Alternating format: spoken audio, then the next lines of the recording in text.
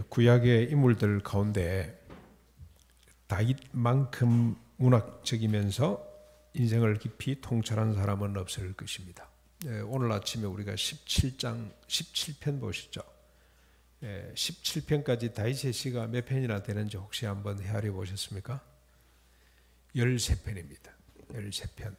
150편 가운데 절반 이상을 다윗이 썼다고 해도 정확한 계산입니다. 절반 이상, 한 78, 어떤 사람은 80 넘어가기도 합니다만 많은 시편을 썼습니다. 그 시편 한 편 한 편에 인생에 대한 통찰이 들어있습니다. 그 양이나 질로 보아서 군인이나 정치가라기보다는 사상가 또는 신학자라고 하는 것이 옳을 것 같습니다. 그런데 인생에 대한 다윗의 넓고 깊은 이해는 그의 지성이나 감성이나 의지로부터 온 것이 아닙니다. 기록된 하나님 말씀으로부터 왔습니다. 말씀을 통해서 그는 인생에 대해서 깨달음을 얻었습니다. 정치 원리, 경제 원리, 그분의 모든 사상과 철학과 신학은 그분 속에서 스스로 나온 것이 아니고 저절로 나온 것이 아니라 기록된 하나님 말씀으로부터 왔습니다. 그래서 다윗은 이렇게 고백을 했습니다. 시편 19편 7절 8절 너무나 잘 아는 말씀이죠. 여호와 율법은 완전하여 어떡합니까? 우리의 영혼을 소생시키고, 우리 영혼이죠. 지성, 감성, 의지를 소생시키고, 여호와의 증거는 확실하여 우둔한 자를 지혜롭게 하고, 지각입니다. 지성입니다. 그렇죠? 여호와의 교훈은 정직하여 마음을 기쁘게 하고, 우리 감성입니다. 감성. 하나님 말씀을 읽을 때 우리가 기쁨이 넘치게 되잖아요. 여호와의 계명은 순결하여 눈을 밝게 하는도다. 우리 눈을 밝게 해서 선과 악을 구분하게 되고, 우리 시선이 머무는 곳마다 하나님의 솜씨를 발견하게 되고 이치를 깨닫게 되는 것을 말합니다. 그렇게 고백을 했습니다. 여호와의 말씀이 다윗으로 하여금 시인이 되게 했고, 여호와의 계명이 다윗으로 하여금 정치가 군인이 되게 했고, 여호와의 율법이 다윗으로 하여금 인생을 통찰하는 자가 되도록 했습니다. 사랑하는 성도 여러분, 이 하나님의 말씀 성경을 통해서 다윗처럼 훌륭한 시인도 되고, 다윗처럼 훌륭한 군인 사상가도 되고, 그 이전에 다윗처럼 훌륭한 하나님의 사람이 될 수 있기를 바랍니다. 인터넷으로 예배 참여하는 우리 어린이 여러분, 여러분들도 다윗처럼 하나님 말씀을 통해서 훌륭한 하나님의 사람들이 되시기를 바랍니다. 이제 우리 다윗이 고백한 인생에 대해서 한번 살펴보겠습니다. 다윗은 인생을 어떻게 이해하고 어떻게 고백하는지. 1절입니다. 어리석은 자는 그의 마음에 이르기를 하나님이 없다 하는도다. 그들은 부패하고 그 형실이 가증하니 선을 행하는 자가 없도다. 어리석다는 말은 이게 분별력이 없다, 판단력이 없다, 생각하지 않는다 그런 뜻이에요. 생각이 없는 자 그런 뜻입니다.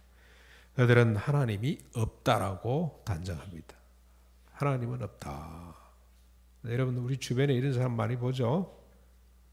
특별히 과학시대, 이 자본주의 시대, 오늘 이 시대는 하나님이 없다고 하는 사람이 너무나 많습니다. 하나님이 있다고 하면 좀 떨떠름한 사람이 될 수밖에 없습니다. 오늘 다윗이 이미 3000여 년 전에 이렇게 정의를 했어요. 어리석은 사람은 그 마음에 이르기를 하나님이 없다 하는도다. 그 결과 어떻게 됐습니까? 그들은 부패하고 그 형실이 가증스럽게 됐다. 부패했다는 말은 그야말로 썩었다는 것이죠. 파괴됐다는 뜻이에요. 썩었다라기보다도 그냥 파괴돼 버렸어요. 형실이 가증스럽다는 것은 혐오스러운 걸 말합니다. 아주 혐오스러워. 자기 자신이 봐도 그렇고 다른 사람이 올 때도 그렇고 혐오스러운 사람이 있잖아요. 가까이 가고 싶지 않은 사람, 그렇게 돼버렸다는 겁니다. 근데 이런 사람들은 뭘 향하지 못합니까? 선을 향하지 못합니다. 이 선이라는 말이 아주 재미있는 말입니다. 복을 끼친다, 이익을 끼친다 그런 뜻이에요. 선이 뭐냐? 뭐가 옳은 것이냐? 뭐가 선한 것이냐? 우리 선이라는 말 많이 쓰죠. 근데 이게 무슨 말이냐면 히브리 원어에 보면 이게 복을 끼치지 못하는 사람, 이익을 끼치지 못하는 것을 이 선이 없다. 선한 사람은 어떤 사람이냐? 선이란 뭐냐? 복을 끼치고 이익을 끼치는 걸 말합니다. 1절을 정리하면 어리석은 자는 하나님이 없다고 합니다. 하나님이 없다고 하는 사람은 부패하고 가정에서 선을 행하지 못합니다. 다른 사람을 이롭게 하지를 못합니다. 다시 말하면 하나님을 부정하는 사람은 다른 사람을 부정하게 돼요. 자기 자신도 부정하게 되고 다른 사람들도 부정하게 되는 사람이 된다는 겁니다. 기가 찬 조합입니다. 이건 성경에서나 하나님의 감동으로 율법을 통해서 깨달은 다윗 같은 사람들이나 할 수 있는 이야기입니다. 2절, 여러분 2절 넘어가기 전에 이 예를 한번 들어볼까요? 하나님이 없다고 하는 사람이 가정에서 선을 끼치지 못하는 사람이 된 것에 대한 예를 들어보면 멀리 갈 것도 없어요. 아담 예를 들면 됩니다. 그리고 그 자식들 예를 들면 돼요. 아담은 그 마음에 하나님이 없어지면서 우리가 이걸 하나님을 덩진다는 표현을 하죠.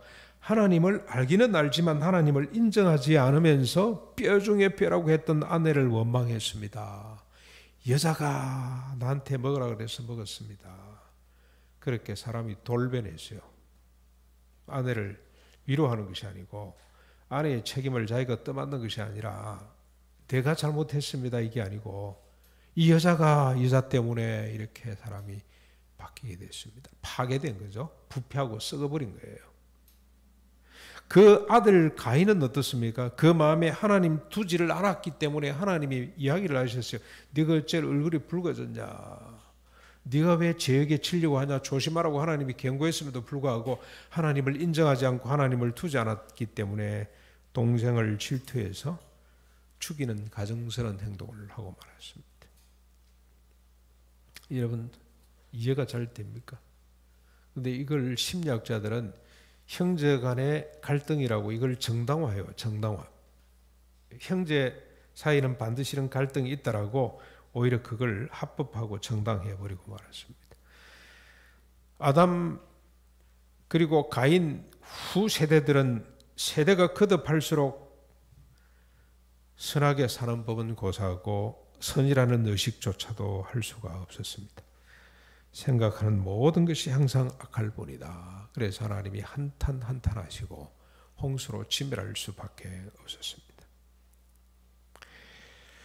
2절 보십시오. 여호와께서 하늘에서 인생을 굽어 살피사 지각이서 하나님을 찾는 자가 있는가 보려 하신즉 다 치우쳐 함께 들어온 자가 되고 선을 행하는 자가 하나도 없더라. 먼저 하나님은 인생들 중에서 지각이 있어 하나님을 찾는 자가 있는지 굽어 살피시는 분입니다. 지각이 있다 이 말은 신중하다는 뜻이죠. 신중하게 조심조심해서 그리고 열심히 하나님을 찾는 것을 말합니다. 하나님을 찾는다는 것은요, 이게 그냥 한번 하나님 그냥 계시네 이 정도가 아니고 가는 걸 말해요. 자주 간다 그런 뜻이에요. 자주 간다 가서 뭡니까? 예배하는 걸 말합니다. 굽어 살핀다는 뜻은 몸을 내밀어 살피는 거예요. 이렇게 바깥으로 목을 빼고 이렇게 내밀어서 살피는 것을 말합니다. 하나님은 지각이 있어 자신을 예배하는 자를 찾고 또 찾는다는 뜻입니다.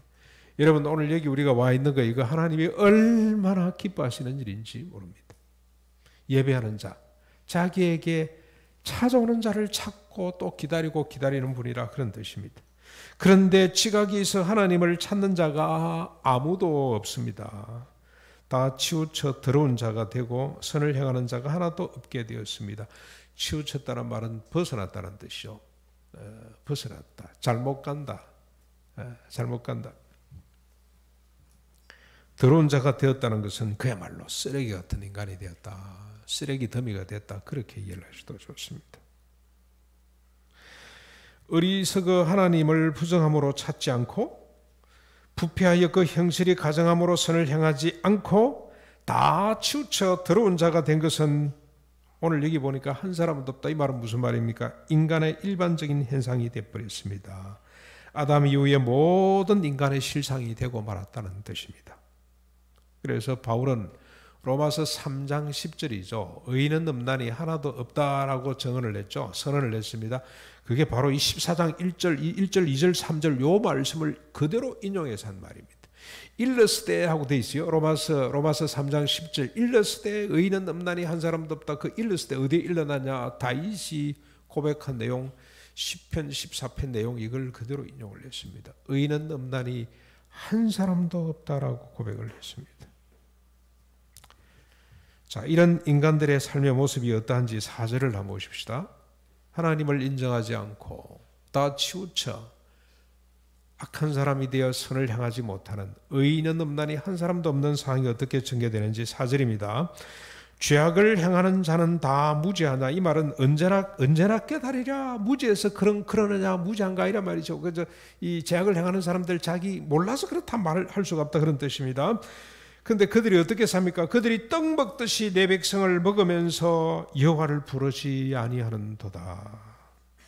하나님이 없다고 하는 인간의 보편적인 삶의 모습은 여기 백성들은요, 더불어 함께 사는 사람을 말해요. 이 백성들이라는 뜻이 함께 결합된 사람들을 말합니다. 더불어 함께 살아가는 사람들, 이 사람들을 어떻게 합니까? 떡 먹듯이 먹어버려요. 떡 먹듯이 먹는다는 말은 일상적으로 아무런 거리낌 없이 너무나 당연하게 먹는다는 뜻입니다. 의심 없이. 그게 마치 진리인 것처럼 먹는 사람도 먹히는 사람도 이것을 필연이라고 생각을 해요. 그런 뜻입니다. 먹는 자들은 힘 있는 자들이고 먹히는 자들은 힘 없는 자들이죠. 소위 약육강식입니다. 우성열패, 적자, 생존, 이 논리가 여러분 어떻습니까? 아무런 의심이나 저항 없이 진리처럼 여겨지는 시대 우리가 살아갑니다. 이걸 마치 진리인 것처럼 생각하잖아요. 운동선수들 서로 싸우면서 1등, 2등, 3등 있고 금메달, 은메달, 동메달 있고 나머지 사람들은 다 떨어져 고향 보따리 사고 집에 돌아가는 것을 정당하게 생각하는 것처럼 먹고 먹히는 인생을 진리라고 생각을 하게 된 겁니다. 그래서 그들은 하나님을 부르지 않습니다. 먹고 먹히는 실존에 대해서 조금이라도 의심하는 마음이 있다면 인생이 이렇게 사는 거 맞나? 이게 옳은 거 맞냐? 라고 생각한다면 하나님을 찾을 텐데 그렇지를 않습니다. 그런데 하나님은 이걸 그대로 내버려 두지 않습니다. 5절 보십시오. 그러나 거기서 그들은 두려워하고 두려워하였으니 하나님이 의인의 세대에 계심이로다. 힘 있는 자들이 떡 먹듯이 사람을 먹으면서도 그들에게 만족이 없습니다. 오히려 두려워하고 또 두려워합니다. 늘 불안합니다. 초조합니다. 왜냐하면 하나님이 의인의 세대에 계시기 때문입니다. 이 말은 무슨 말입니까? 의인의 세대에 계신데 이 말은 하나님이 역사 속에 계시기 때문에, 역사의 주인이 하나님이시기 때문에. 그런데 하나님이 역사를 어떻게 이끌어가기를 원합니까? 의롭게 이끌어가기를 원하기 때문에 아무리 힘 있는 사람이 힘없는 사람을 집어삼키고 있으면서도 만족이 없어요. 그곳에는 역사의 주인이 하나님이시기 때문에, 하나님이 살아계시기 때문에 만족이 있을 수가 없습니다. 이 말은 무슨 말이냐? 하나님은 힘 있는 자들이 떡 먹듯이 사람을 먹도록 내버려 두지 않는다는 뜻입니다. 반드시 이런 상황 속에 하나님이 개입해 오신다는 뜻입니다. 어떻게 개입하십니까? 6절이죠. 6절. 너희가 가난한 자의 계획을 부끄럽게 하나 오직 여호와는 그의 피난처가 되시도다. 죄에 빠진 인간, 약육강식의 인간은 약자들의 경영과 삶을, 여기 계획이라는 것은 경영과 목적이거든요. 목적. 약자들의 의도와 약자들이 생존권 이런 것들을 말합니다. 그들을 부끄럽게 한다는 이 말은 부정한다는 뜻이에요. 힘 있는 사람, 약육강식의 원리를 쫓아가는 사람들은 약자들의 삶과 존재와 그들의 존엄성을 깡그리 부정합니다. 하지만 하나님은 기꺼이 약자들의 피난처가 되신다 그랬어요. 하나님은 약자들이 소멸되고 강자들만 남는 상황과 역사를 절대로 내버려 두지 않는다는 뜻입니다. 왜 그렇습니까? 하나님이 원래 천지 만물을 창조하신 인간을 창조하신 목적이 뭐던가요? 우리 창세기 버전입니다. 예, 우리 교회는 제가 보니까 한 1년, 2년 정도 한 개념을 확 주셔가지고 그 개념을 붙들고 계속 묵상하고 발전시키고 그래서 우리 영혼이 살찌도록 만드는 것 같아요. 하나님이 천지를 창조하신 목적은 뭡니까? 인간을 하나님의 형상대로 지으신 목적이 뭐죠? 인간이 중심이 되어서 인간뿐만이 아니라 이 땅의 모든 피조물이 생육하고 번성해서 땅에 충만해지는 것이 하나님의 뜻이기 때문에 약자들이 먹힘을 당하는 이들을 내버려 두지 아니하시고 이 역사 속으로 주님이 개입하셔서 약한 자들, 가난한 자들의 피난처가 되시기로 하셨습니다. 이것이 하나님의 소원이자 하나님의 의입니다. 의. 하나님의 오름이 이런 거예요. 이것이 하나님의 기쁨이자 영광입니다. 이것이 하나님이 인간과 세상을 창조하신 목적입니다. 그런데 문제는 이미 앞에서 언급한 것처럼 선언된 것처럼 이 하나님의 의와 소원을 아는 자가 세상에 없다는 겁니다. 이 하나님의 기쁨과 영광을 쫓는 자가 세상에는 없습니다. 다 치우쳐 함께 들어온 자가 되어서 약자는 물론이고 하나님마저 부정하게 되었습니다. 3절에서 이미 밝혀놓았죠. 그래서 여러분 IMF 이후에 약자들이 설 자리가 없어져 가죠. 약자들 자기 책임이에요. 약자들은 인정받지 못해요. 약자를 무시해도 아무도 거기에 시비를 걸지 않습니다. 그런데 코로나 때문에 이 사태가 더 가속화될 것 같아요. 지금 코로나 핑계로 사람들 막 쫓아내죠. 감은 바람이 막 불고 그러죠. 그럽니다. 자연 파괴는 말로 다 할 수가 없습니다. 요즘 여러분 유튜브에 들어가 보시면 큰 돌고래가 그물을 칭칭 감고 죽지 못해서 그냥 허우적거리고 있는 모습들을 보죠. 예, 자주 봅니다. 쓰레기를 먹고 플라스틱을 먹고 죽어가는 이런 짐승들이 얼마나 많은지 우리 주변에 멸종되는 종들이 너무 많습니다. 짐승만 그런 것이 아니고 사람도 멸종되어 가는 종이 있어요. 이 북미 인디언들 정말 불쌍합니다. 가보면 특별보호구역이라고 써내놨어. 너희들은 이 안에서만 살아라고. 근데 돈을 줘요. 돈을 주고 먹을 걸 주니까 이 사람들이 일 안 해도 맨날 마약이나 마시고 그러면서 소멸되어 가는 이런 종족들이 있어요.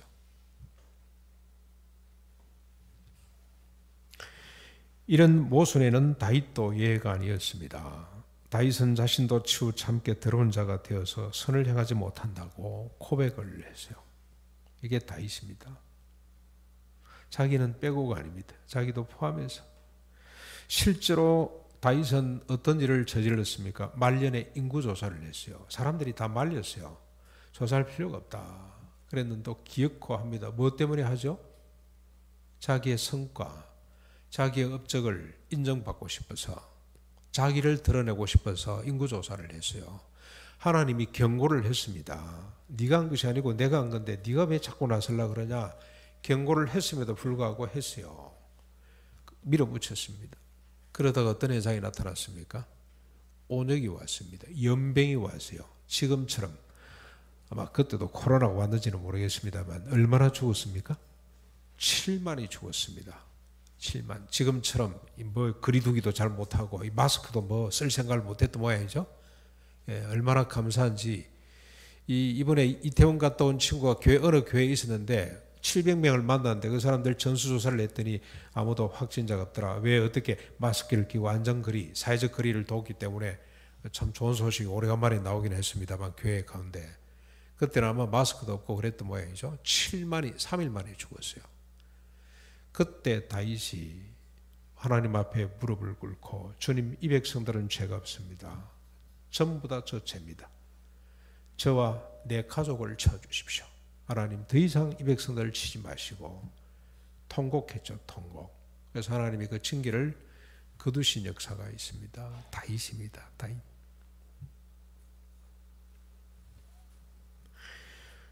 그래서 다윗은 반전이 일어납니다. 다윗에게 7절입니다. 7절.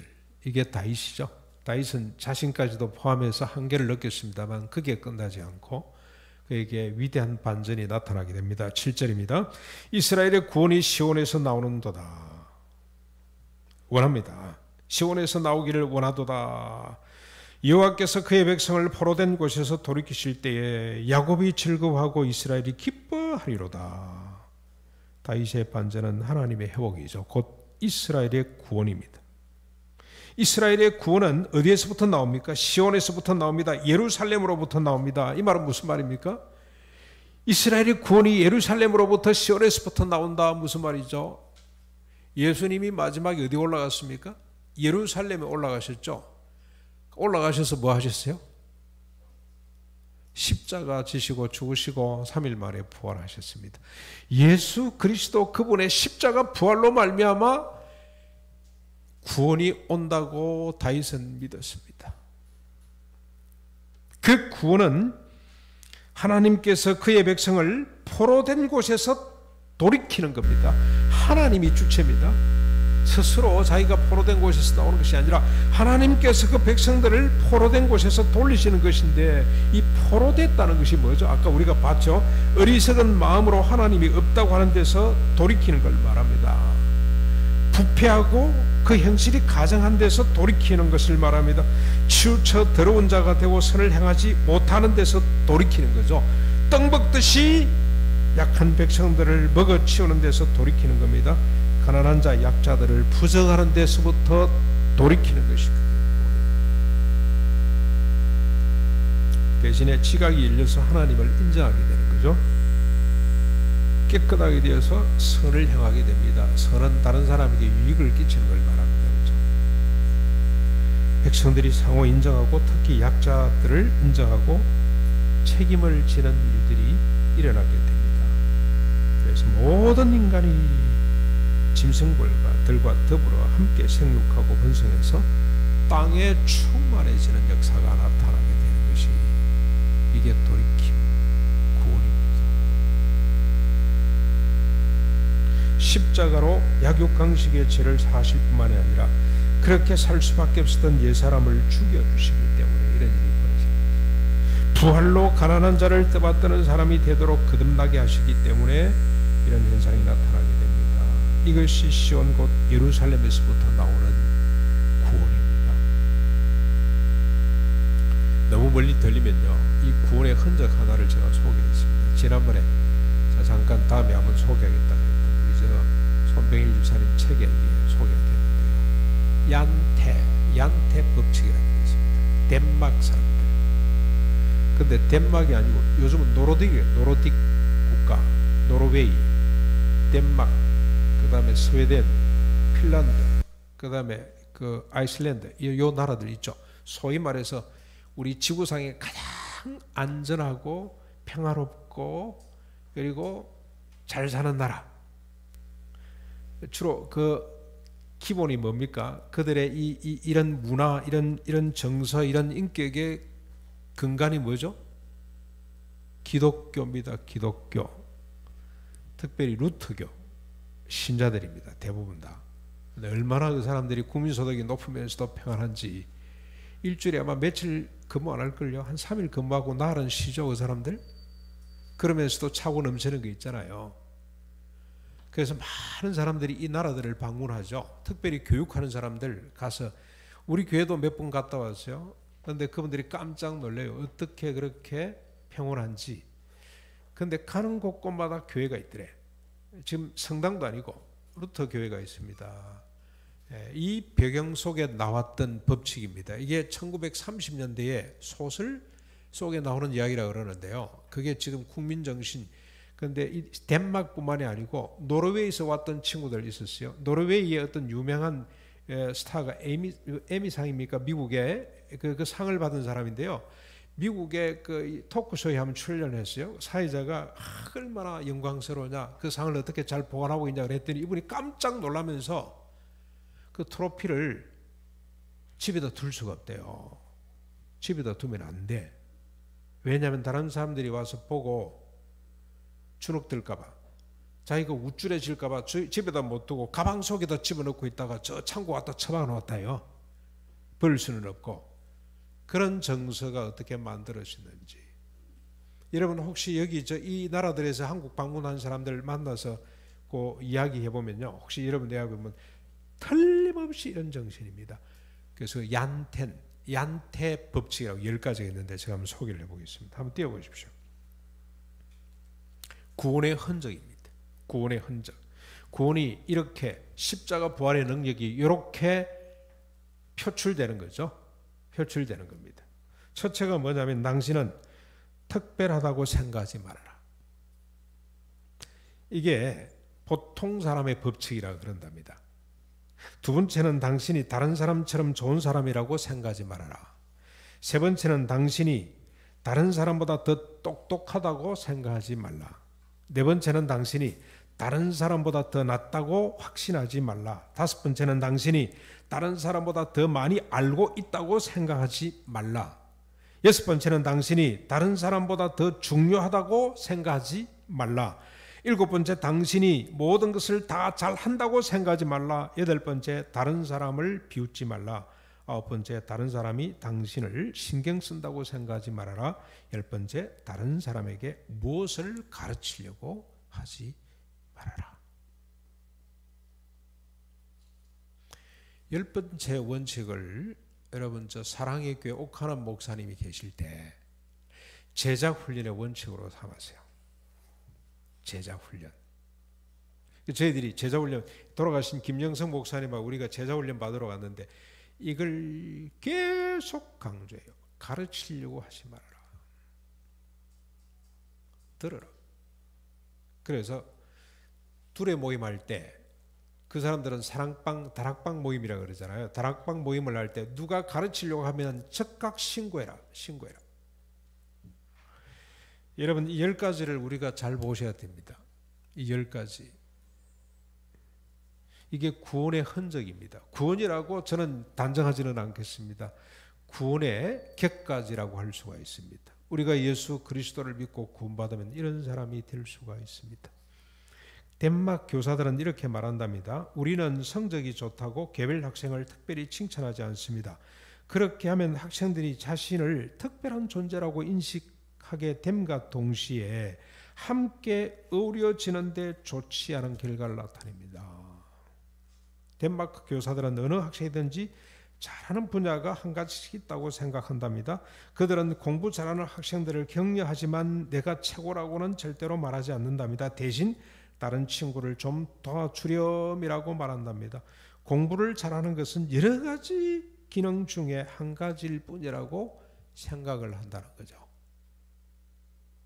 그러니까 공부 잘하는 아이, 그림 잘 그리는 아이, 이야기를 잘하는 아이, 뜀박질을 잘하는 아이, 공작을 잘하는 아이, 심지어 청소를 잘하는 아이 똑같이 잘하는 겁니다.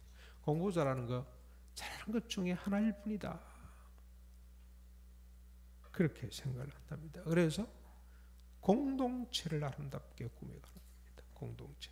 더불어 함께 모든 사람이 존엄성을 갖고 행복하고 안전하게 사는 세상을 만들기 위해서 특출해지는 것을 그 사람들은 소스라치게 놀라는 거죠. 정말 놀래요. 깜짝깜짝 놀래요.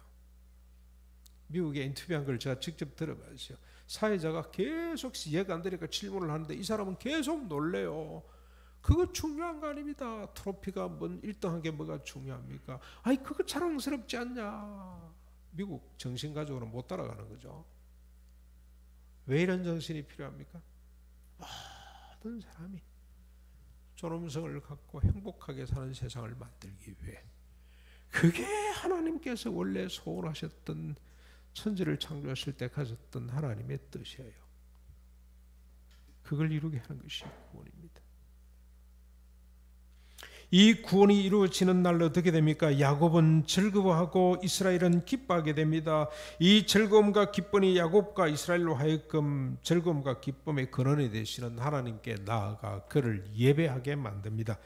그때 드려지는 예배가 예루살렘도 사마리아도 아니라 신령과 진정으로 드리는 예배, 영과 진리로 드리는 예배가 될 수가 있습니다. 사랑하는 성도 여러분, 저 질문 두 가지로 설교를 마치겠습니다. 여러분에게 구원의 의미는 뭡니까? 오늘 여러분은 얀태 법칙을 어떻게 생각하십니까? 우리 아이들 인터넷으로 예배 참여하는 아이들 밥 먹으면서 요거 10가지 그 꼭 좀 보시고 사진 하나 찍어 놓으세요. 찍을 수 있으면 보시고 이것 가지고 한번 토론해 보십시오. 여러분 어떻게 생각하는지 여러분의 소감을 엄마 아빠들하고 같이 한번 나눠봤으면 좋겠습니다. 우리 같이